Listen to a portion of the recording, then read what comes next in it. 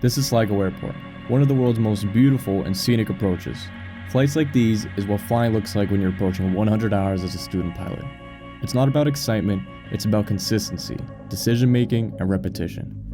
On this flight today, we had some interesting moments, including losing radio contact with ATC, so I hope you enjoy.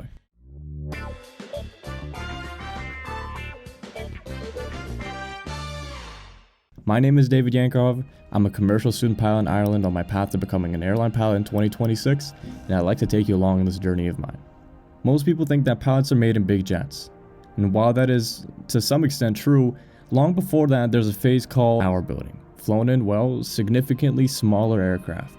This is the stage I'm currently in, and in my case actually the one just before I move on to fly my first multi-engine aircraft. The idea of hour building is simple. You fly regularly, you plan properly, and you repeat standard operating procedures until they become second nature. There's no rushing, no pressure to make flights exciting. The goal is simply to build consistency and experience. Today that meant flying from Waterford to Sligo in the west of Ireland and logging some more hours towards that 40-hour mark so I can finally move on to the first multi-engine aircraft I'll be flying. So in good fashion as any other 20-year-old, I started off the day waking up a little bit later than I should and got straight into planning the flight based on the weather reports published for today. I started checking the weather for my departure, destination, and alternate airports. Checked the reported winds at our freezing level at our cruising level, which is significantly important for winter, the routes, airport-specific instructions, and the NOTAMs. Once I checked all that, I plot my route on my navigational map, mark some intermediate waypoints at which I can track my progress during the flight, and annotate some emergency backup navigational aids which may, well, hopefully not, come to use in the worst-case scenario. One thing people don't always realize is that flying is rarely about reacting. It's more so about anticipating.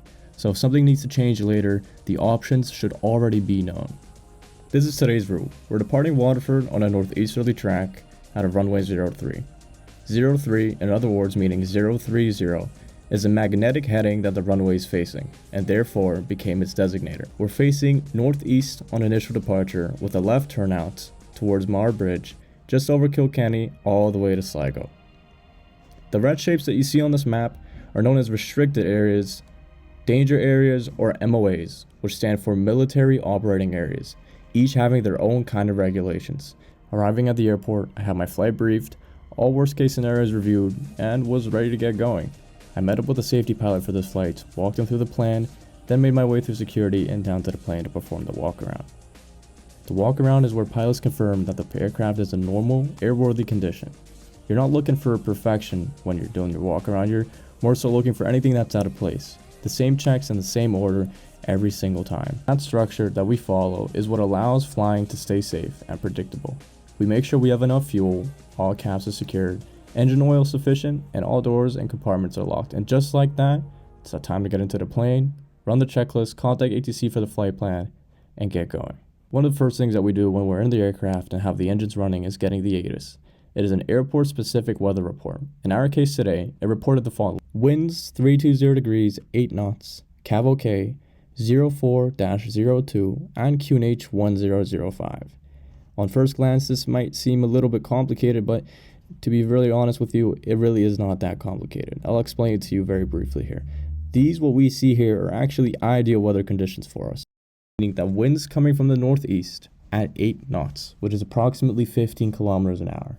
Cav OK means ceiling and visibility is okay, and 04 stands for 4 degrees outside air temperature, with 02 standing for 02 degrees dew point, and the atmospheric air pressure being 1005 hectopascals.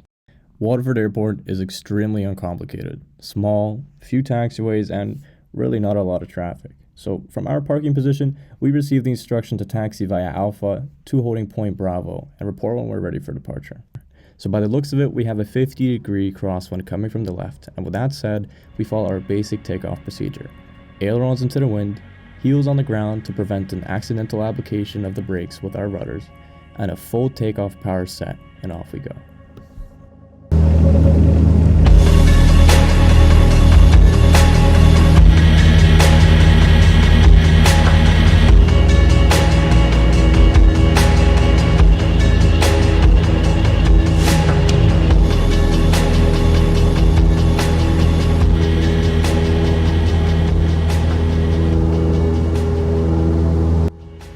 After takeoff, the workload actually reduces. The aircraft is trimmed, the plan is in place, and the focus shifts to monitoring the aircraft systems and talking to the relevant air traffic control services. So we make our way past Mar Bridge, then over to Kilkenny, and on our way direct to Sligo. And to be honest, our building has helped me a lot. It helped me learn more about the aircraft that I fly, build higher levels of confidence, making important decisions, and most importantly, learning the intricacies of flying in remote areas of Ireland. But every now and then, there is a situation that comes around which shows exactly why our building like this is so extremely important. A while after passing the halfway point of our route, I noticed that my communications with the Shannon information controllers were deteriorating. Static noise, broken transmissions, and every now and then at one point, simply intelligible. Now, for me, this wasn't too much of a concern. After all, I was in what is known as Gulf airspace and was not actually required to be in contact with these controllers unless I at any point made my way into controlled airspace. But being on this frequency is something that I personally prefer. So here comes a theory. Aircraft radios don't work like mobile phones. They're much more like walkie-talkies. They only really work if there's a fairly clear line of sight between you and the person you're talking to. I looked at my communication panel and I switched from COM 1 to COM 2. I dialed the same frequency and suddenly everything was crystal clear again. Same frequency, same controller, same position. But why? Even though COM 1 and COM 2 look identical in the cockpit, they don't use the same wiring and antennas as each other. Let me break it down. Each radio is connected to its own antenna system. One antenna might be slightly shadowed by the aircraft structure. Some aircraft have COM 1 antennas on the roof of their fuselage, while COM 2 on the belly of their fuselage. So one antenna might be affected by terrain or the aircraft's attitude. So in summary, COM 1 wasn't broken.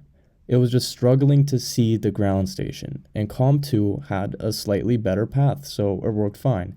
It's like standing in a house and trying to talk to somebody outside. One window is half blocked and the other window is fully open. Same voice, but vastly different results.